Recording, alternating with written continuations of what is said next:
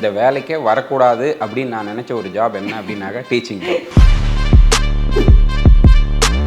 Parents வந்து இந்த மாதிரி நீ என்ஜினியரிங் படிப்பா இல்லை டாக்டர் ஆகுப்பா அப்படின்னு சொல்லுவாங்க. ஆனால் சம்மந்தமே இல்லாமல் வந்து மீடியாக்குள்ளே போகணும் அப்படின்ட்டு ஒரு எக்ஸாம்பிளுக்கு நான் சொல்கிறேன். பேரண்ட்ஸ் வந்து ப்ரெஷரைஸ் பண்ணுறாங்களே, அதை நீங்கள் எப்படி பார்க்குறீங்க? எனக்கு வந்து இந்த இடத்துல நான் 10th முடித்ததுக்கு அப்புறமேட்டு 11th என்ன கோர்ஸ் எடுக்க போகிறன்றதே எனக்கு தெரியாது. அப்போது நான் 12th முடித்ததுக்கு அப்புறமேட்டு என்னுடைய கரியரை சூஸ் பண்ணுறதுக்கு எப்படி பேரண்ட்ஸ் அலோவ் பண்ணுவாங்க? ஐயோ நீட் எக்ஸாம் இருக்கா, ஐயோ ஜேஇ இருக்கா, இதுக்காகவே நான் படிக்கணும், இது வந்து முதலேருந்தே நான் ப்ரிப்பரேஷன் ஆரம்பிக்கணும், இதுக்கு ஒரு எக்ஸ்ட்ரா கிளாஸ் போகணும் அப்படின்ட்டு ஆட் ஆன் ப்ரெஷர்ஸாக தான் வந்து ஸ்டூடெண்ட்ஸ் பார்க்குறாங்க. அது நீங்கள் எப்படி பார்க்குறீங்க சார்? ஆக்சுவலாக ஸ்ட்ரெஸ் ப்ரெஷருன்றது ஒன்று இல்லவே இல்லை. என்ன அப்படின்னா, இதில் இந்த குட்டி சேஞ்ச் வந்து ஒரு பெரிய இம்பேக்ட், அது கண்டிப்பாக லைஃப்பில் எங்கேயாச்சும் யூஸ்ஃபுல்லாக இருக்கும் அப்படின்னா வாட் இஸ் இட்? நீங்கள் யாருக்கிட்ட பேசினாலும் அவங்கள வந்து ஃபஸ்ட்டு லிசன் பண்ண ஆரம்பிங்க. ஸோ அந்த ஹேபிட் வந்து நெல்சன் மண்டேலாவுக்கு இருந்தது. அந்த லிசனிங் ஹேபிட்ஸ் வந்து அவருக்கு மட்டும் இல்லை, வேர்ல்டில் இருக்கிற அத்தனை கிரேட்டஸ்ட் லீடர்ஸ்க்குமே இருந்தது. Hi, this is Deepika from Red Knoll. இன்னைக்கு நம்மளோட the motivational speaker and educational counsellor Vijay அவர்கள் இருக்காங்க. வணக்கம். வணக்கம் மேடம். எப்படி சார் இருக்கீங்க? ரொம்ப நல்லா இருக்குங்க மேடம். நீங்கள் எப்படி இருக்கீங்க? நல்லா இருக்கேன். And to kick start with, I think உங்களை மாதிரி நிறைய எஜுகேஷ்னல் கவுன்சிலர்னால தான் வந்து ஸ்டூடெண்ட்ஸ் வந்து ஒரு கட்டத்துக்கு மேலே ஓகே நம்மளும் வந்து எதான சாதிக்க முடியும் அப்படின்ட்டு. ஏன்னா சம்வேர் வந்து நிறைய பிரச்சனைகள் லைஃப்பில் ஃபேஸ் பண்ணுறதோ அந்த மாதிரிலாம் இருந்தாலுமே படிப்பு வந்து எவ்வளோ தூரம் ஒரு முக்கியமான விஷயம் அப்படின்ட்டு வந்து நீங்கள் நிறைய இடத்துல ஷேர் பண்ணிகிட்ருக்கீங்க. அஃப்கோர்ஸ் எனக்கு தெரியும், ஆனால் நிறைய பேருக்கு வந்து உங்களை பற்றி தெரியணும்னா ஒரு செல்ஃப் இன்ட்ரோ உங்களை பற்றி. நான் என்னோடய கெரியர் ஸ்டார்ட் பண்ணும்போது ஒரு ஜூனியர் ரிசர்ச் ஃபெல்லோ அப்படின்ற அந்த பொசிஷனில் ஸ்டார்ட் பண்ணேன். அப்புறம் அதில் வந்து இங்கே சென்னையில் தான் ஒரு சென்ட்ரல் கவர்மெண்ட் இன்ஸ்டியூட்டில், அப்புறம் அங்கேருந்து டிஎன்பிஎஸ்சி யூபிஎஸ்சி இந்த ப்ரிப்ரேஷன்ஸ் எல்லாமே வந்து போகுது. அப்போது டிஎன்பிஎஸ்சி யூபிஎஸ்சி ப்ரிப்ரேஷன்ஸ் எல்லாம் போனோன்னே ஒரு ஸ்டேஜில் அதுவும் வந்து ஸ்டாப் ஆகுது. அப்புறம் மோட்டிவேஷ்னல் ஸ்பீக்கராக வந்து மாறுறேன். இப்போ மோட்டிவேஷனல் ஸ்பீக்கராக மாறும்போது ஸ்பெஷலாக இந்த 10th and 12th இந்த ஸ்டூடெண்ட்ஸ்க்கு மட்டும் எப்படி வந்து அந்த ஸ்ட்ரெஸ்ஸை வந்து ஓவர் கம் பண்ணுறது, ப்ளஸ் வந்து எப்படி டைம் மேனேஜ் பண்ணுறது, இந்த மாதிரியான விஷயங்களை வந்து மோட்டிவேஷன் மூலமாகவும் சின்ன சின்ன கதைகள் மூலமாகவும் அவங்களுக்கு வந்து நான் சொல்ல ஆரம்பித்தேன். இப்போ அது ஸ்டூடெண்ட்ஸ்க்கு எல்லாமே வந்து பிடிக்க போய் அடுத்தது ஃபவுண்டேஷன் லெவலில் 6th to 10th வரைக்கும் இருக்கிற ஸ்டூடெண்ட்ஸ்க்கு பயாலஜி டீச் பண்ண ஆரம்பித்தேன். அப்புறம் பயாலஜிக்கு வந்து நீட் டீச்சராக அடுத்தது ப்ரொமோட் ஆகிறேன். அப்புறம் அங்கேருந்து ஒரு ஜம்ப்பு வைஸ் பிரின்சிபலாக, அப்புறம் வைஸ் பிரின்சிபல்லேருந்து கோஆர்டினேட்டர், அப்புறம் கோஆர்டினேட்டர் அகாடமிக் டைரக்டர்லேருந்து இப்போது பிரின்சிபலாக இருக்கேன்.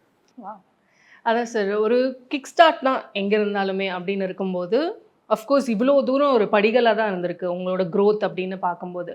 பட் இதோட மூல காரணம் ஆர் சம்வேர் பிஹைண்ட் அப்படின்னு ஒன்று இருக்கும்ல. இப்போ இந்த சின்ன வயசுலேருந்து உங்களோட பேஷன் என்ன அண்ட் அதை நோக்கி தான் பயணமாறீங்களா, இல்லை ஹவு திஸ் ஆல் ஸ்டார்டட்?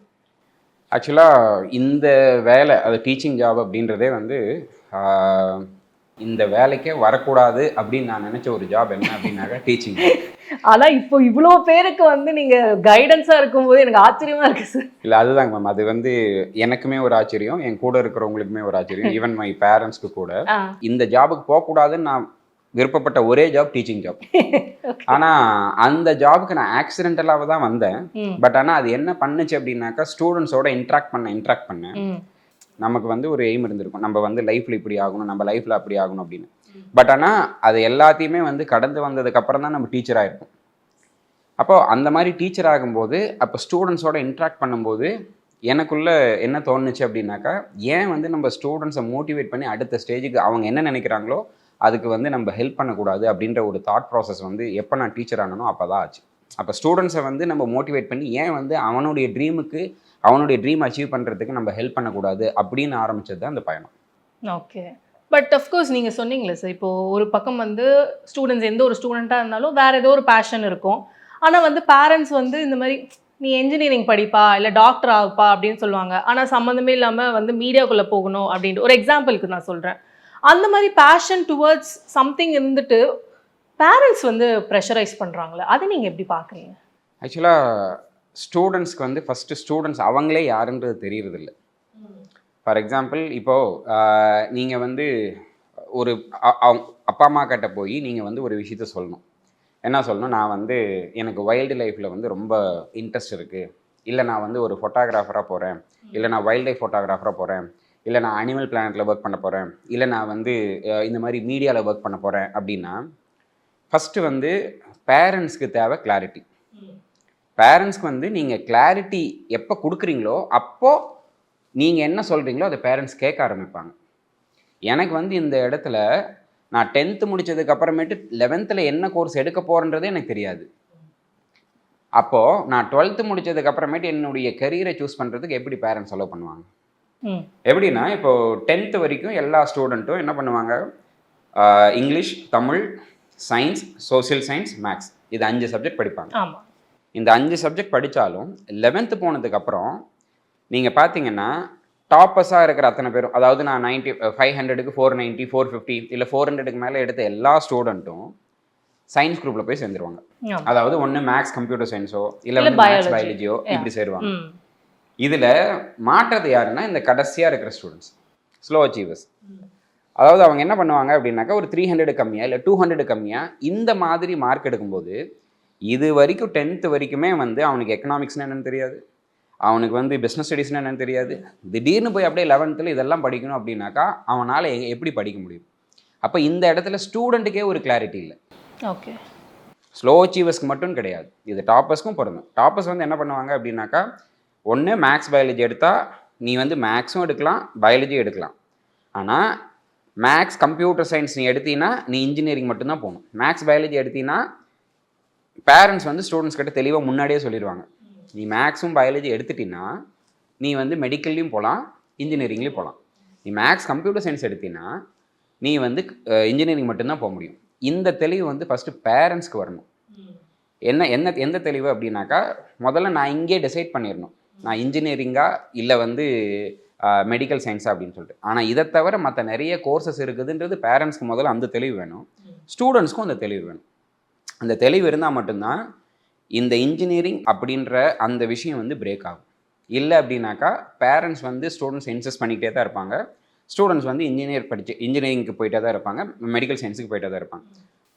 எந்த சப்ஜெக்ட் எடுத்து நீங்கள் எந்த கோர்ஸ் எடுத்து எந்த மாதிரி போனாலும் உங்களுக்கு வந்து நீங்கள் சப்ஜெக்டில் மாஸ்டராக இருக்கணும். மாஸ்டராக இல்லைன்னா, நீங்கள் பிஏ தமிழ் எடுத்தால் கூட அதில் மாஸ்டராக இருந்தீங்கன்னா நீங்கள் கேட்குற சம்பளம் தருவாங்க. அப்போது இவங்களுக்கே வந்து ஸ்டூடெண்ட்ஸ்க்கு ஒரு கிளாரிட்டி இருக்கும்போது, நான் வந்து 11 and 12 இப்படி தான் எடுக்க போகிறேன், இந்த கோர்ஸ் தான் எடுக்க போகிறேன், 12th முடிச்சதுக்கப்புறம் இந்த டிகிரி தான் படிக்க போகிறேன், இந்த காலேஜில் தான் படிக்க போகிறேன், அந்த டிகிரி முடிச்சதுக்கப்புறம் நான் வந்து ஹையர் லெவல் போஸ்ட் கிராஜுவேஷன் ஏதாச்சும் பண்ண போகிறேன், நான் இந்த வேலைக்கு தான் போக போகிறேன். இந்த கிளாரிட்டி ஸ்டூடெண்ட்ஸ்க்கு இருந்துச்சுன்னா பேரண்ட்ஸ் வந்து எப்பயுமே ஸ்டூடெண்ட்ஸை ஃபோர்ஸ் பண்ண மாட்டாங்க. ஸோ அந்த கிளாரிட்டி இல்லாத பட்சத்தில் தான் பேரண்ட்ஸ் வந்து அவங்களுக்கு என்ன தெரியும், அவங்களுக்கு வந்து இப்போ கரண்ட் ட்ரெண்டில் என்னென்ன இருக்குதுன்றதை எல்லா பேரண்ட்ஸுமே வந்து அப்டேட் ஆகிருக்காங்களான்னு கேட்டால் அது வந்து கொஷின் மார்க் தான்.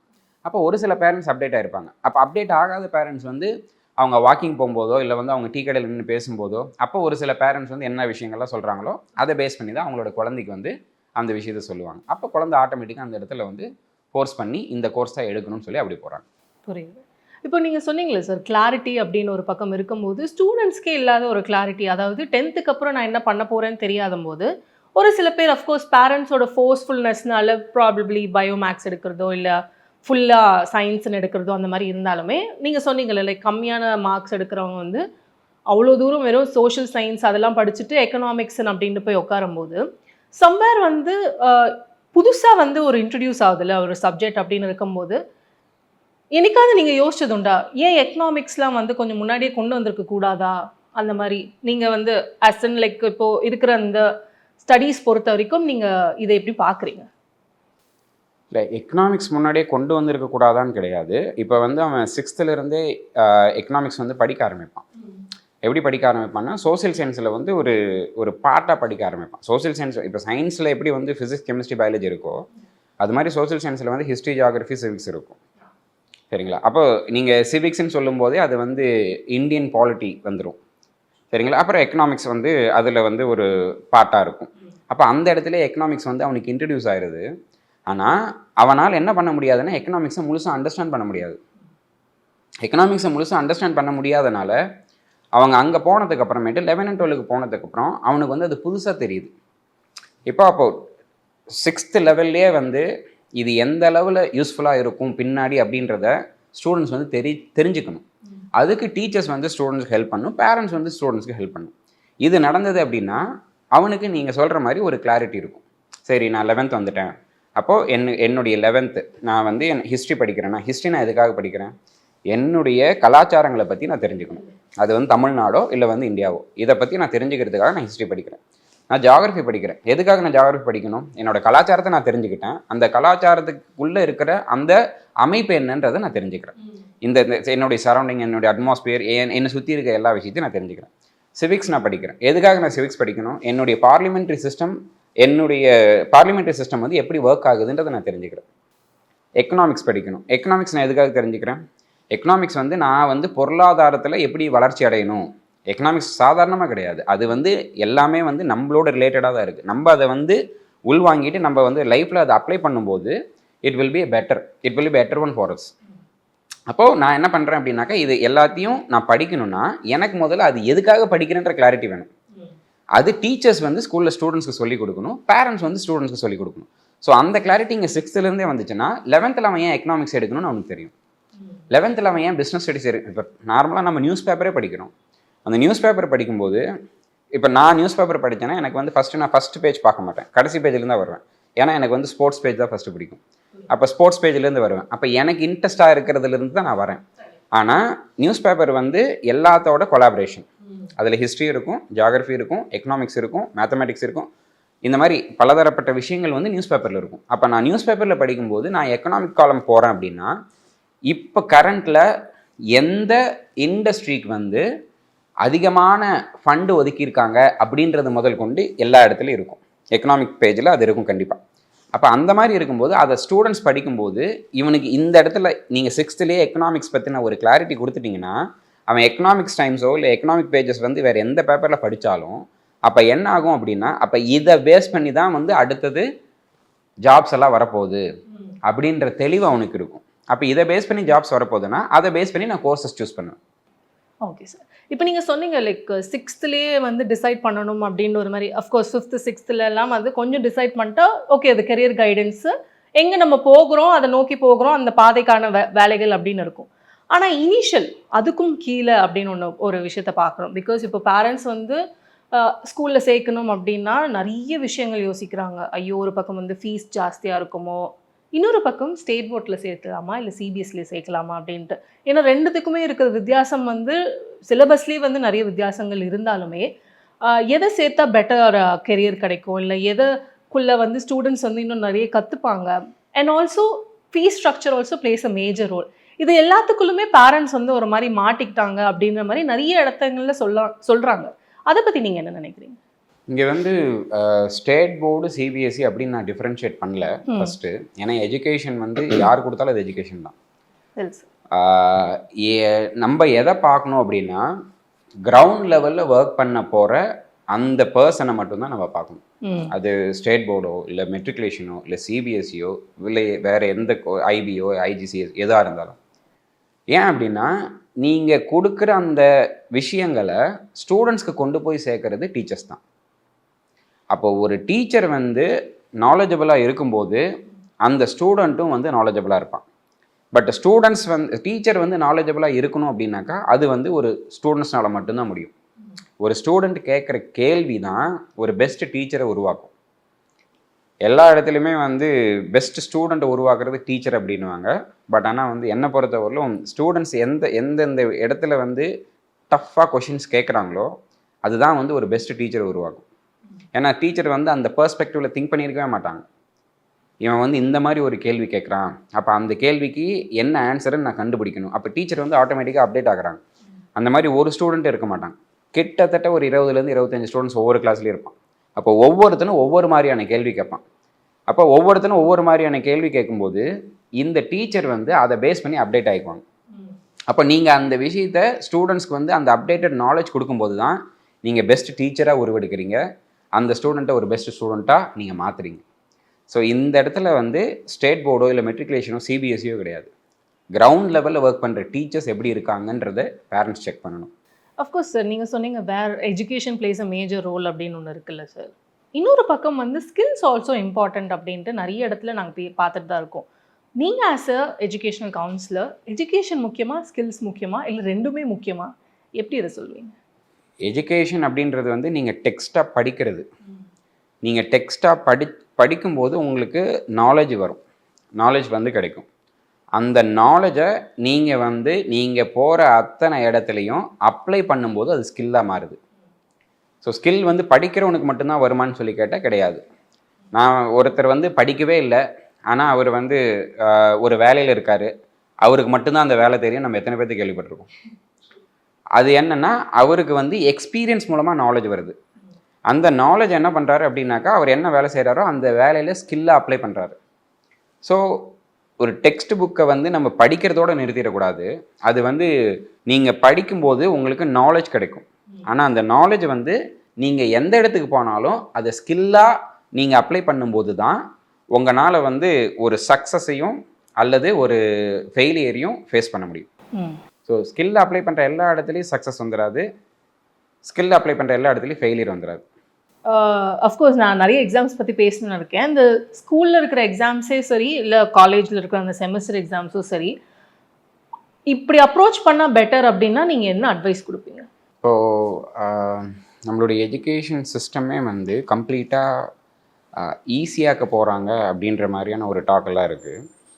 இப்போ ஈஸியாக்க போகிறாங்கன்னா அதுக்கு என்ன அர்த்தம் அப்படின்னா, எம்சிக்யூஸை பேஸ் பண்ணி எல்லா கொஷின்ஸும் வரப்போகுது. இப்போ நீங்கள் வந்து நார்மலாக 10th நீங்கள் எடுத்துக்கிட்டிங்கனாலும் அதில் வந்து 1 மார்க் கொஷின்ஸ் இருக்கும். 12th எடுத்துக்கிட்டிங்கனாலும் அதில் 1 மார்க் கொஷின்ஸ் இருக்கும். எந்த காலேஜினுடைய என்ட்ரன்ஸ் எழுதுனீங்கனாலும் அந்த காலேஜினுடைய என்ட்ரன்ஸில் வந்து எம்சிக்யூஸ் வந்து it is going to play a major role. Okay. அப்போது அதுதான் வந்து மேஜர் ரோலை ப்ளே பண்ண போகுதுன்னா, இப்போ நீங்கள் வந்து அந்த இடத்துல அதுக்கு ஒரு நாலேஜ் தேவைப்படுது. இப்போ நான் அதுதான் வந்து நான் முன்னாடியே சொன்னேன், அவங்களுக்கு வந்து ஒரு கிளாரிட்டியோட ஸ்டூடெண்ட்ஸ் இருந்தாங்க அப்படின்னாக்கா அவங்களால வந்து அதை பண்ண முடியும். ஃபார் எக்ஸாம்பிள் நான் சொல்கிறேன், ஒரு கிளாஸ் டெஸ்ட்டே எடுத்துக்கோங்களேன். கிளாஸ் டெஸ்ட் வைக்கிறாங்க அப்படின்னா எம்சிக்யூஸ் மட்டும் வைக்கிறாங்க, அதாவது அப்ஜெக்டிவ் டைப் 1 மார்க் கொஷின்ஸ். அப்போ இந்த 1 மார்க் கொஷின்ஸை வைக்கும்போது அந்த 1 மார்க் கொஷின்ஸில் வந்து 4 ஆன்சர் இருக்கும். அந்த 4 ஆன்சரில் எல்லா ஸ்டூடெண்ட்ஸ்னாலையும் 2 ஆன்சரை வந்து எலிமினேட் பண்ண முடியும். அப்போ 2 ஆன்சரை எலிமினேட் பண்ணிவிட்டு இந்த அடுத்தது இன்னும் 2 ஆன்சர் இருக்கும். அந்த 2 ஆன்சர் வந்து அந்த கொஷினுக்கு ரிலேட்டடாக இருக்கும். அப்போ அந்த கொஷினுக்கு ரிலேட்டடாக இருக்கும்போது இதுவா அதுவா அப்படின்ற கன்ஃபியூஷன் வந்து இருக்கும். அதில் வந்து மனசு ஒன்று சொல்லும், மூளை ஒன்று சொல்லும். படிப்புன்றது வந்து கம்ப்ளீட்டாக மூளை சம்பந்தமானது, அது மனசு சம்பந்தமானது கிடையாது. படிப்பு வந்து கம்ப்ளீட்டாக மூளை சம்பந்தமானது. அப்போ மூளை என்ன சொல்லுதோ அதை கேட்டு ஆப்ஷனை டிக் பண்ணிட்டு வந்துட்டாங்கன்னா அது ரைட்டு. ஆனால் நம்ம என்ன பண்ணுவோம் அப்படின்னாக்க, இந்த 2 ஆப்ஷனில் மனசு என்ன சொல்லுதோ அதை கேட்டு டிக் பண்ணிட்டு வந்துடுவோம். அப்புறம் அவங்க என்ன பண்ணுவாங்கன்னா வெளியில் வருவாங்க. வெளியில் வந்து அந்த ஆன்சர் டிஸ்கஷன் நார்மலாகவே நடக்கும். அப்போ ஆன்சர் டிஸ்கஷன் நடக்கும்போது எல்லா ஸ்டூடெண்ட்டோடைய பதில், அதாவது அந்த தப்பாக ஆன்சர் பண்ண ஸ்டூடெண்ட்ஸோட பதில் என்னவாக இருக்கும்னா, நான் இதை தான் நினச்சேன் ஆனால் இதை டிக் பண்ணிட்டு வந்துட்டேன் அப்படின்னு சொல்லி அவங்க ஃப்ரெண்டோட டிஸ்கஷன் இருக்கும். இது வந்து படிக்கிறவங்களுக்கு. இதில் வந்து எதுவுமே இல்லாமல் அந்த இங்கி பிங்கி பாங்கி போட்டெல்லாம் வந்து எழுதுகிற ஸ்டூடெண்ட்ஸும் நிறைய பேர் இருக்காங்க. எதுக்காக நம்ம சொல்ல வரேன்னா, நீங்கள் எந்த என்ட்ரன்ஸ் எழுதினாலும் சரி, இந்த ஆன்சருக்கு இதுதான் கொஷின் அப்படின்னு உங்களால் ஐடென்டிஃபை பண்ண முடிஞ்சதுன்னா, அந்த அளவுக்கு நீங்கள் ஒரு சப்ஜெக்டை படிச்சிட்டிங்கன்னா நீங்கள் எந்த என்ட்ரன்ஸ் எழுதினாலும் அதில் வந்து ஃபெயில் ஆக மாட்டீங்க. நீங்கள் யூபிஎஸ்சி படிக்கிறவங்க கிட்ட கேட்டிங்கனாலும் தெரியும், டிஎன்பிஎஸ்சி படிக்கிறவங்களை கேட்டிங்கனாலும் தெரியும். அதாவது ஒரு ஸ்டேஜ் வரும். இப்போ ஜெய் எழுதுகிறாங்க அப்படின்னாக்கா 2 இயர்ஸ் ஹார்ட் ப்ரிப்ரேஷன் வேணும். நீட் எழுதுகிறாங்கன்னா 2 இயர்ஸ் ஹார்ட் ப்ரிப்ரேஷன் வேணும். அந்த ஹார்ட் ப்ரிப்ரேஷனில் வந்து ஸ்டூடெண்ட்ஸ் என்ன பண்ணோம் அப்படின்னா, டெய்லி அந்த சப்ஜெக்டில் டச்சில் இருக்கணும். அந்த சப்ஜெக்டில் டச்சில் இருக்கும்போது தான் அவங்களால என்ன பண்ண முடியும்னா, அந்த சப்ஜெக்டை திரும்ப திரும்ப திரும்ப திரும்ப ரிவைஸ் பண்ணிகிட்டு இருக்கும்போது அவங்களால அது வந்து நம்மளுடைய மெமரி வந்து அதை மறக்காது. அப்போ உங்களுக்கு ஆல்ரெடி நான் சொன்ன மாதிரி தான், ஒரு கண்டென்ட்டை நீங்கள் படிச்சிட்டிங்கன்னா அந்த கண்டென்ட்டுக்கான ஆன்சரை மூளை த்ரோ பண்ண ஆரம்பிச்சிடும். அது த்ரோ பண்ணணுன்னா உங்களுக்கு நாலேஜ் அந்த கண்டென்ட்டை பற்றி இருக்கணும். 4 ஆன்சர் கொடுத்துருக்காங்களா, அந்த 4 ஆன்சரை பற்றி உங்களால் எவ்வளோ டீட்டெயில்டாக எக்ஸ்ப்ளனேஷன் கொடுக்க முடியும் அப்படின்றத பொறுத்து தான் நீங்கள் காம்படிட்டிவ் எக்ஸாம்ஸில் சக்ஸஸ் பண்ணுறது ஃபெயிலியர் ஆகுறது. ஸோ அந்த இடத்துல தான் ஜேஇ கிளியர் பண்ணுறாங்க, அந்த இடத்துல தான் நீட் கிளியர் பண்ணுறாங்க, அந்த இடத்துல தான் டிஎன்பிஎஸ்சி கிளியர் பண்ணுறாங்க, அந்த இடத்துல தான் யூபிஎஸ்சி கிளியர் பண்ணுறாங்க. ஸோ அந்த ஸ்டேஜ் வரணும்னா நீங்கள் முன்னாடி இருந்தே படிச்சிருக்கணும். அது அஃப்கோர்ஸ் சார், இப்போ நீங்கள் சொன்னீங்க இந்த காம்படிட்டிவ் எக்ஸாம்ஸ் பற்றி வந்து நம்ம பேசி ஆகணும். பிகாஸ் அது வந்து ஒரு நெவர் எண்டிங் டிபேட்டாக தான் வந்து இருக்குது. அது இருந்தால் பெட்டரா இல்லைன்னா எப்படி, இருந்தால் நல்லா இருக்கும்னு நிறைய பேர் சொல்கிறாங்க, இல்லைன்னா இல்லை பரவாயில்லையே அப்படின்ற மாதிரிலாம் நிறைய பேர் சொல்கிறாங்க. What is your take on this? ஒவ்வொரு எக்ஸாமுமே வந்து ஸ்டூடெண்ட்ஸோட நாலேஜை செக் பண்ணுறதுக்காக தான் இருக்கு. சில நாலேஜ் வந்து நமக்கு இருந்து தான் ஆகணும்.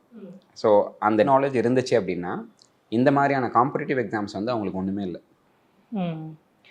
பட் அந்த காம்படிட்டிவ் எக்ஸாம்ஸ்னாலே வந்து ஸ்டூடெண்ட்ஸ் வந்து இந்த ஸ்ட்ரெஸ் ப்ரெஷர்லாம் பயங்கரமாக வந்து ஃபேஸ் பண்ணுறாங்களே சார். பிகாஸ் ஐயோ நீட் எக்ஸாம் இருக்கா, ஐயோ ஜேஇ இருக்கா, இதுக்காகவே நான் படிக்கணும், இது வந்து முதல்லேருந்தே நான் ப்ரிப்பரேஷன் ஆரம்பிக்கணும், இதுக்கு ஒரு எக்ஸ்ட்ரா கிளாஸ் போகணும் அப்படின்ட்டு ஆட் ஆன் ப்ரெஷர்ஸாக தான் வந்து ஸ்டூடெண்ட்ஸ் பார்க்குறாங்க. அது நீங்கள் எப்படி பார்க்குறீங்க சார்? நம்ம ஆக்சுவலாக இந்த மாடர்ன் டே வேர்ல்டில் தான் வந்து ஸ்ட்ரெஸ் ப்ரெஷர் அப்படின்ற அந்த வேர்டுக்கு வந்து ரொம்ப இம்பார்ட்டன்ஸ் கொடுக்குறாங்க. ஆக்சுவலாக ஸ்ட்ரெஸ் ப்ரெஷருன்றது ஒன்று இல்லவே இல்லை. என்ன அப்படின்னா நம்மளுடைய பிரெயினில் நிறைய பார்ட்ஸ் இருக்குது. அதில் ஒன்று வந்து இந்த அமைக்டலா அப்படின்னு. இந்த அமைக்டலா வந்து என்ன பண்ணோம் அப்படின்னா உங்களுக்கு வந்து ஃபியரை கொடுக்கும். உங்களுக்கு வந்து ஒரு எந்தூசியாசத்தை கொடுக்கும். நீங்கள் சக்ஸஸ் பண்ணிங்கன்னா ஒரு எந்தூசியாசம் இருக்கும், ஒரு ஹாப்பினஸ் இருக்கும். நீங்கள் வந்து ஃபெயிலியர் ஆனீங்கன்னா உங்களுக்கு வந்து ஒரு ஃபியரை கொடுக்கும். ஃபெயில் ஆகிறதுக்கு முன்னாடி இதை பண்ணலாமா வேணாமான்னு ஒரு டவுட்டை கொடுக்கும். இப்போ ஸ்கூல்ஸில் பார்த்தீங்க அப்படின்னாக்கா பிடி பீரியடுன்னு ஒன்று இருக்கும். அந்த பிடி பீரியட் வந்து ஆக்சுவலாக எதுக்குன்னா கார்டிசால் ஹார்மோன் வந்து ஒன்று ரிலீஸ் ஆகும் நம்மளுடைய உடம்புல. நார்மலாகவே வந்து ஏர்லி மார்னிங் வந்து இந்த கார்டிசால் ஹார்மோன் ஏன் வந்து எல்லாரும் வாக்கிங் போகிறாங்க, நிறைய பேர் வந்து அந்த ஹெல்த் கான்சியஸில் வந்து இப்போ ரொம்ப ஜாஸ்தி வந்து அக்கறை கொடுக்குறாங்க. இந்த கார்டிசால் ஹார்மோன் வந்து ஆக்சுவலாக ஸ்ட்ரெஸ்ஸை வந்து இன்க்ரீஸ் பண்ணும். அப்போது நீங்கள் ஸ்கூலில் படிச்சுட்டு இருக்கீங்க அப்படின்னா படிக்கும்போது ஒரு 8 பீரியட் இருக்குன்னு வச்சுக்கோங்க. அந்த 8 பீரியடில் வந்து ஒரு 6 பீரியட் வந்து சப்ஜெக்ட் போகுது, ஒரு பீரியட் வந்து டெஸ்ட்டு போகுது, இன்னொரு பீரியட் வந்து நீங்கள் பிடி கொடுக்குறீங்கன்னா வீக்லி ஒன்ஸோ இல்லை வீக்லி ட்வைஸோ ஆட்டோமேட்டிக்காக இந்த கார்டிசால் ஹார்மோன் வந்து விளையாடும் போது ரெடியூஸ் ஆகிடும். அப்படி ஏன்னா நம்மளுடைய ஃபிசிக்கல் ஆக்டிவிட்டி வந்து அந்த கார்டிசால் ஹார்மோனை வந்து ரெடியூஸ் பண்ணும். அப்போ உங்களுடைய பிரெயினில் இருக்கிற அந்த அமைக்டலா என்ன பண்ணாதுன்னா அந்த ஸ்ட்ரெஸ்ஸை உங்களுக்கு கொடுக்காது. ஓகே. இப்போ என்ன ஆச்சுன்னா நிறைய பேர் வெளியில் போய் விளையாடுறதில்ல. ஆமாம் சார், இப்போ பிடி கிளாஸ் வந்தாலே இதை நான் பாரோ பண்ணிக்கலாமான்னு தான் நிறைய டீச்சர்ஸ் வந்து சொல்லிட்டு இருக்காங்க. நிறைய டீச்சர்ஸ் சொல்லுவாங்க. ஒரு சில இடத்துல பிடி பீரியட்ன்றது இருக்காது. தப்பா சொல்ல, ஒரு சில ஸ்கூல்ஸ்ல வந்து பிடி பீரியட்ன்றதே ஒன்று இருக்காது. ப்ளஸ் வந்து இவங்க ஸ்டூடெண்ட்ஸ் வந்து ஒன்ஸ் வீட்டுக்கு வந்துட்டாங்க அப்படின்னா முதல்லலாம் வந்து எங்கேயாச்சும் வெளியில் போய் விளையாடுறதுக்கான சான்சஸ் இருக்கும். இப்போ வந்து அந்த வெளியில் போய் விளையாடுறதுக்கான சான்சஸ் இல்லாதனால அவங்க வந்து ஒன்று வீடியோ கேம்குள்ளே இருக்காங்க, அப்படி இல்லைன்னா இன்ஸ்டாகிராம்குள்ளே இருக்காங்க, அப்படி இல்லை அப்படின்னாக்கா ஃபேஸ்புக், இந்த மாதிரி சோஷியல் மீடியாஸில் வந்து எங்கேஜாக இருக்கிறனால இவங்கனால இந்த ஹார்மோன் லெவலை வந்து கண்ட்ரோல் பண்ண முடியல. அப்போ ஹார்மோன் லெவலை கண்ட்ரோல் பண்ண முடியலன்னா அவங்களுடைய கார்டிசால் ஹார்மோன் வந்து ஆட்டோமேட்டிக்காகவே வந்து இன்க்ரீஸ் ஆகி பீக்கில் தான் இருக்கும். அப்படி பீக்கில் இருக்கும்போது தான் ஒரு ஸ்டூடெண்ட் வந்து ஸ்ட்ரெஸ்ஸாக ஃபீல் பண்ணுவான். அப்போது அந்த இடத்துல தான் வந்து ஸ்டூடெண்ட்ஸ் வந்து என்ன பண்ணுறாங்க அப்படின்னாக்கா என்னால் இது படிக்க முடியல, என்னால் அது படிக்க முடியல, எனக்கு வந்து இது டஃப்பாக இருக்குன்னு சொல்லிட்டு அந்த என்ன படிக்கணும்னு நினைக்கிறாங்களோ அதை விட்டு ஓடி போயிடுறாங்க. ஸோ ஸ்டூடெண்ட்ஸ் வந்து ஒன்ஸ் அவங்கள ஃபிசிக்கல் ஆக்டிவிட்டியில் எங்கேஜ் பண்ணிக்கிட்டாலும், ஃபார் எக்ஸாம்பிள் வந்து இப்போது நிறைய யோகா கிளாஸஸ்லாம் இருக்குது, சின்னதாக ஒரு 1/2 hour வந்து அவங்களுடைய ஹெல்த்துக்காக. இப்போ வந்து 40 years கிராஸ் பண்ணவங்களுக்கு தான் டயபெட்டிஸ் வரும், இல்லை 30 years அப்படியெல்லாம் கிடையாது. இப்போ யாருக்கு வேணால் என்ன டிசீஸ் வேணால் வரலாம். அப்போது சின்ன வயசுலேருந்தே பேரண்ட்ஸ் வந்து கரெக்டாக ஸ்டூடெண்ட்ஸை கைட் பண்ணி, ஏன்னா ஹெல்த் நல்லா இருந்தால் அவங்க ஆட்டோமேட்டிக்காக எல்லாத்துலேயுமே வந்து அவங்களால ஃபோக்கஸ் பண்ணி அவங்க நினச்ச மாதிரி வர முடியும். அப்போது யோகாலாம் வந்து அவங்க பண்ண ஆரம்பிச்சிட்டாங்கன்னா இந்த கார்டிசால் ஹார்மோனுடைய லெவலை வந்து டிக்ரீஸ் பண்ணலாம். அப்படி டிக்ரீஸ் பண்ண ஆரம்பிச்சிட்டாங்கன்னா they won't feel pressure and stress. இது ஸ்டூடெண்ட்ஸ்க்கு மட்டும் இல்லை, அடல்ட்ஸ்க்குமே பொருந்தும். Okay okay sir. இப்போ ஆக்சுவலி நீங்கள் சொன்னீங்களே சார், ஐ மீன் இந்த ஸ்ட்ரெஸ் ப்ரெஷர்லாம் வந்து சம்வேர் அந்த ஃபிசிக்கல் ஆக்டிவிட்டி இல்லாததுனால தான் வந்து ஒரு கார்டிசால் இது சம்வேர் இந்த மாடர்ன் டெக்னாலஜி வந்து வாவ் இது வந்து நம்மளை இது இம்ப்ரூவ் பண்ணுது அப்படின்னு ஒரு பக்கம் வந்து ஒரு ஆங்கிளில் யோசிச்சு பார்த்தா அந்த மாதிரி இருந்தாலும், தட் இஸ் ஃபார் இன்ஸ்டன்ஸ் ஒரு ஏஐ டெக்னாலஜியோ any modern technology as such வந்து ஒரு பக்கம் ஹாப்பினஸ் கொடுக்குது ஓகே அப்படின்ட்டு இருந்தாலும், இன்னொரு பக்கம் சம்வேர் வந்து நம்ம பீப்புளை வந்து நாட் ஜஸ்ட் ஸ்டூடெண்ட்ஸ் எவ்ரிபடி ஒரு மாதிரி வந்து லேசியாவோ இல்லை சம்வேர் ஒரு மாதிரி டிபெண்டபிலிட்டி ஆன் ஏஐ தனக்கு அவங்களா எதுவும் பண்ணாத மாதிரி அதே தானே நீங்கள் நினச்சது உண்டா? நினச்சிருக்கேங்க மேடம். ஆக்சுவலாக வந்து இப்போது ஏஐலாம் வந்து இப்போ என்ன பண்ணுது, ஏஐயோ இல்லை வந்து சோஷியல் மீடியாவோ என்ன பண்ணுதுன்னா, ஃபார் எக்ஸாம்பிள் இப்போ ஸ்டூடெண்ட்ஸ்னுடைய அந்த அட்டென்ஷன் பார்த்தீங்க அப்படின்னா அந்த அட்டென்ஷன் டைம் வந்து கிளாஸ்லேயே வந்து ரொம்ப கம்மியாக தான் இருக்கும். ஃபார் எக்ஸாம்பிள் 30 மினிட்ஸ் பீரியட் இல்லை 40 மினிட்ஸ் பீரியட் இருக்குது, இல்லை 1 hour பீரியட் இருக்குன்னா 30 மினிட்ஸ் 40 மினிட்ஸும் அவன் கவனிக்கிறானான்றது வந்து கொஷின் மார்க் தான். 1 hourமே கவனிக்கிறானான்றது வந்து கொஷின் மார்க் தான். அப்போது அந்த அட்டென்ஷன் டைம் வந்து ரொம்ப கம்மியாகுது. ஏன் அப்படின்னாக்கா அவன் வந்து நுனிப்புல் மேய ஆரம்பிச்சிட்டான். அப்போ நுனிப்புல் மேய்க்கும் போது அவனால் வந்து ஒரு விஷயத்தை வந்து டீப்பாக திங்க் பண்ண முடியல. அப்போ டீப்பாக திங்க் பண்ண மாட்டேன்றான் அப்படின்னாவே அவனுடைய ஃபோக்கஸ் எல்லாமே வந்து அவன் என்ன பண்ணுறானோ அதை பேஸ் பண்ணி இருக்காது, ஆட்டோமேட்டிக்காக டைவர்ட் ஆகிட்டே இருப்பான். ஸோ 1/2 hour வந்து நீங்கள் சோஷியல் மீடியாவில் ஸ்பெண்ட் பண்ணாவே உங்களோட பிரெயின் வந்து டைவர்ட் ஆகி அடுத்த 2 மணி நேரத்துக்கு நீங்கள் எதில் ஃபோக்கஸ் பண்ணுமோ அதில் இருக்கவே இருக்காது. புரியுது சார். இப்போது அஃப்கோர்ஸ் நீங்கள் வந்து எவ்ரி ஜென்ரேஷனோட எஜுகேஷனல் இது பார்த்துருப்பீங்க. அது அஃப்கோர்ஸ் இம்ப்ரூவ் ஆகிட்டு இருந்தாலுமே த ஏஜ் ஓல்டு ப்ராக்டிஸ் அதை வந்து சம்வேர் இது காணாமல் போயிட்டுருக்கு, அது இருந்தால் நல்லா இருக்கும் அப்படின்னா நீங்கள் எதை சொல்லுவீங்க? நம்ம இதில் நம்மளுடைய பிரெயினில் வந்து RASன்னு ஒன்று இருக்குது, சரிங்களா? Reticular activating system. இது வந்து என்ன பண்ணுன்னா, நீங்கள் ஒரு கோலை செட் பண்ணிட்டீங்கன்னா, நான் Black கலர் கார் தான் வாங்கணும், இந்த கார் தான் வாங்கணும் அப்படின்னு நான் முடிவு பண்ணிட்டேன்னா, உங்களுக்கு வந்து ஆட்டோமேட்டிக்காகவே நேச்சுரலாகவே அந்த ராஸ் வந்து மற்ற எல்லாத்தையும் ஃபில்டர் பண்ணி உங்களுக்கு அந்த Black கலர் கார் சம்மந்தமாக நீங்கள் பார்க்குற காரை பற்றியே வந்து ரோட்டில் வந்து யோசிச்சுட்டு இருப்பீங்க, அதை பற்றியே உங்களுக்கு எல்லா டீட்டெயில்ஸும் கொடுத்துட்ருக்கோம். அஃப்கோர்ஸ் சார், இப்போ நீங்கள் ஸ்டூடெண்ட்ஸ் பேரண்ட்ஸ்க்கெலாம் நிறைய விஷயங்கள் வந்து நீங்கள் ஷேர் பண்ணாலுமே one thing like you've seen so many students, so many parents அப்படின்லாம் பார்த்துருப்பீங்க. நிறைய எஜுகேஷ்னல் சிஸ்டமில் இருக்கிற மாற்றங்கள்லாம் பார்த்துட்டு தான் வந்திருப்பீங்க. இப்போது கரண்ட்டாக தமிழ்நாடுல வந்து இருக்கிற எஜுகேஷன் சிஸ்டமில் ஒன் திங் இது சேஞ்ச் பண்ணால் நல்லாயிருக்கும், இல்லை இப்போ போகிறதுலே ஓகே அப்படின்னா இஸ் இட் ஓகே, ஒரு இதான குட்டி சேஞ்ச் அந்த மாதிரி இருந்தால் பெட்டராக இருக்கும்னா நீங்கள் எதை சொல்லுவீங்க? இன்டராக்டிவ் செஷன்ஸ் வந்து எல்லா ஸ்டூடெண்ட்ஸ்க்கும் கொண்டு வரணும். லெக்சர் மெத்தடில் இல்லாமல் நான் போய் பின்னாடி போர்டை பார்த்து போர்டில் எழுதிட்டு அந்த போர்டில் இருக்கிறத வந்து ஸ்டூடெண்ட்ஸ்க்கு நான் சொல்லிகிட்டே இருப்பேன், அந்த சிஸ்டம் இல்லாமல் அது வந்து எந்த ஸ்கூலாக இருந்தாலும் ஒரு டீச்சர் வந்து அந்த ஸ்டூடெண்ட்டுக்கிட்ட மெட்டீரியலிஸ்டிக்காக இன்ட்ராக்டிவ் செஷன், அதாவது நம்ம வந்து ஒரு சோஃபா கடைக்கு போகிறோம், அங்கே சோஃபா கடைக்கு போகும்போது அங்கே ஒரு ரெப்ரசன்டேட்டிவ்ஸ் இருப்பாங்க. ஃபர்னிச்சர் ஷாப்புக்கு போனால் ரெப்ரசன்டேட்டிவ்ஸ் இருப்பாங்க. அவங்க என்ன சொல்லுவாங்க, இந்த சோஃபா வந்து அங்கேருந்து வந்தது, இப்படிலாம் வந்தது, இதில் வந்து இப்படியெல்லாம் போட்டு டிஸ்கவர் இதெல்லாமே சொல்லுவாங்க. அதில் நமக்கு பாதி வந்து நம்மளுடைய மனசுலேயே நிற்காது. ஆனால் அதே சோஃபாவில் அதே ஃபர்னிச்சரில் அதே சோஃபாவில் நம்ம வந்து உட்காந்து ஒரு தடவை ஃபீல் பண்ணோம்னா அந்த ரெப்ரசன்டேட்டிவ் சொல்கிறத விட அதிகமாக நம்மளால் சொல்ல முடியும். ஸோ மெட்டீரியலிஸ்டிக்காக அதை எக்ஸ்பீரியன்ஸ் பண்ணும்போது நம்மளால் வந்து ஒரு விஷயத்தை கிளியர் கட்டாக கொண்டு போய் சேர்க்க முடியும். அது நம்மளோட மைண்டில் ரிஜிஸ்டர் ஆகும். அப்போது ஒரு கண்டென்ட்டை பேஸ் பண்ணி ஒரு டீச்சர் வந்து டீச் பண்ணும்போது அவங்க அந்த மெட்டீரியலை எக்ஸ்பீரியன்ஸ் பண்ண வச்சாங்கன்னா ஸ்டூடெண்ட்ஸை, இங்கே வந்து ஃபெயிலியர் அப்படின்ற அந்த ரேஞ்சு எந்த ஸ்டூடெண்ட்டுமே வந்து ஃபெயில் ஆக மாட்டான். இங்கே ஸ்லோ அச்சீவர்ஸ்ன்ற ஒன்று இருக்கவே இருக்காது, இங்கே டாப்பர்ஸ்ன்னு ஒன்று இருக்கவே இருக்காது. ஸோ இந்த மாதிரி இருக்கும்போது நமக்கு அதுக்கான சான்சஸ் வந்து கம்மியாக இருக்கிறது. இப்போ சொன்னீங்களே sir, of course students should understand few things அப்படின்னு இருந்தாலுமே சம்வேர் இந்த எஜுகேஷன், எக்ஸாம், மார்க்ஸ் இதெல்லாம் வந்து ஸ்ட்ரெஸ் அண்ட் ப்ரெஷர் அப்படின்னு ஒரு பக்கம் இருந்தாலும் சம்வேர் ஸ்டூடெண்ட்ஸ் வந்து இதுக்கு ரொம்ப எக்ஸ்ட்ரீம் இம்பார்ட்டன்ஸ் கொடுத்துட்டு லைக் லூசிங் தியர் லைஃப் அளவுக்கு வந்து அந்த எக்ஸ்ட்ரீமிஸ்ட் வரைக்கும் போகிறாங்கல்ல. Like how do you see this? Because like of course ஒரு படிப்பு எல்லாத்துக்குமே ஒரு பெரிய பேஸாக இருந்தாலுமே பட் ஆனால் எக்ஸ்ட்ரீம் ஸ்டெப்ஸ்லாம் எடுக்கிறது வந்து அதுவும் ரீசெண்ட் டைம்ஸில் ஆக்சுவலி நிறையவே பார்க்க முடியுது. லைக் ஃபார் எக்ஸாம்பிள் லைக் நம்ம முன்னாடி டைம்லேருந்து பார்க்கறதுக்கு பதிலாக இப்போ ரீசெண்டாக வந்து நிறைய பார்க்க முடியுது. இதை எப்படி பார்க்குறீங்க? மேம் ஆக்சுவலாக மார்க்குன்றது வந்து உங்களுக்கு வந்து ஒரு பேஸ் தான். அதுக்காக நான் வந்து தப்பான டிசிஷன் எடுக்கிறேன்றது வந்து ரொம்ப தவறு. நீங்கள் 10th எடுக்கிற மார்க்கு உங்களுடைய 11th ஒரு கோர்ஸை சூஸ் பண்ணுறதுக்காக மட்டும்தான். நீங்கள் 12th எடுக்கிற மார்க்கு நீங்கள் காலேஜில் ஒரு கோர்ஸை சூஸ் பண்ணுறதுக்காக மட்டும்தான். காலேஜ் வந்ததுக்கப்புறம் ஆட்டோமேட்டிக்காக உங்களுக்குள்ள ஒரு மெச்சூரிட்டி வரும்.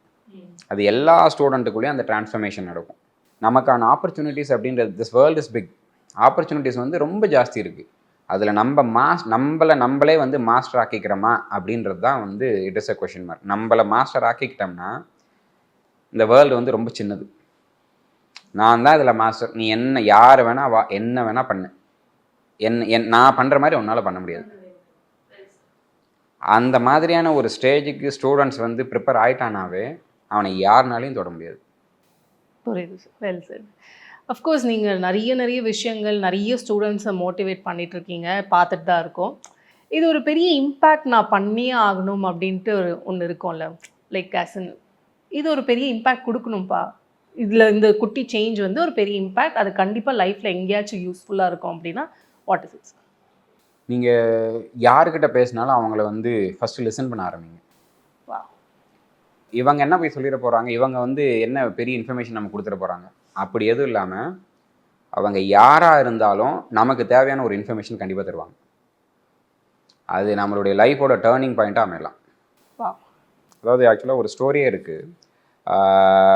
நெல்சன் மண்டேலா அவங்க அப்பா வந்து அவர் சின்ன வயசில் இருக்கும்போது அவங்களுடைய கம்யூனிட்டி பீப்புள்கிட்ட டிஸ்கஷனுக்காக கூட்டிகிட்டு போகும்போது அந்த கம்யூனிட்டியில் எல்லாரும் உட்காந்து ஃபஸ்ட்டு பேசிடுவாங்க. அவங்க அப்பா வந்து அதை லிசன் பண்ணி அதுக்கப்புறமேட்டு கடைசியாக தான் அதுக்கு ஆன்சர் தருவார். ஸோ அந்த ஹேபிட் வந்து நெல்சன் மண்டேலாவுக்கு இருந்தது. அந்த ஹேபிட், அந்த லிசனிங் ஹேபிட்ஸ் வந்து அவருக்கு மட்டும் இல்லை, வேர்ல்டில் இருக்கிற அத்தனை கிரேட்டஸ்ட் லீடர்ஸ்க்குமே இருந்தது. ஸோ ஒரு இம்பேக்ட் ஏற்படுத்தணும்னா இதுதான் நான் வந்து ஸ்டூடெண்ட்ஸ்க்கு சொல்கிறேன். அது வந்து அவங்க எந்த ஸ்டேஜ் போனாலும் சரி. Well said sir. அஃப்கோர்ஸ் இப்போது த்ரூ அவுட் திஸ் இன்டர்வியூ நிறைய மோட்டிவேஷ்னல், நிறைய என்னென்னு சொல்கிறது, இன்சைட்ஸ் ஃபார் எஜுகேஷன் அப்படின்னு கொடுத்துட்டு இருந்தீங்க.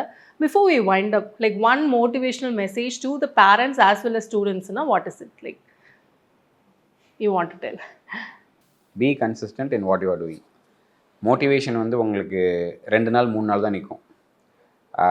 நான் வந்து நான் வந்து ஜேஇயில் சேர போகிறேன், நான் வந்து நீட்டில் சேர போகிறேன், நான் வந்து டிஎன்பிஎஸ்சி எழுத போகிறேன், நான் வந்து யூபிஎஸ்சி எழுத போகிறேன், நான் இந்த காலேஜில் சேர போகிறேன், நான் அந்த காலேஜ், இது எல்லாமே வந்து உங்களுக்குள்ளே இருக்கிற ஒரு சின்ன மோட்டிவேஷன். அந்த மோட்டிவேஷன் வந்து லைஃப் லாங் இருக்குமான்னு கேட்டால் இருக்காது. அது ஒவ்வொரு இடத்துலையும் அந்த மோட்டிவேஷன் மாறும். சில இடத்துல நீங்கள் வந்து சேடாக ஃபீல் பண்ணுவீங்க, சில இடத்துல நீங்கள் வந்து ரொம்ப ஹாப்பியாக ஃபீல் பண்ணுவீங்க.